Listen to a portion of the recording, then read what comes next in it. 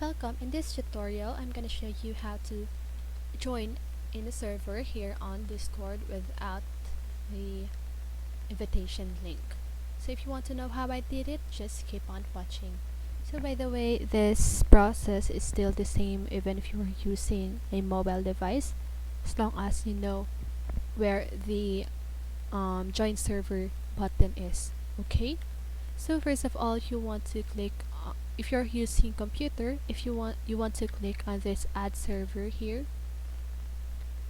and then here you want to click join a server, and then here you can now just go ahead and click https colon slash slash discord dot gg then slash.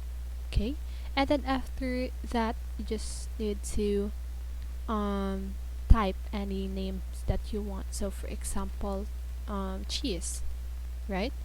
So just go ahead and click join server, and here as you can see, even if you don't have the invitation link, you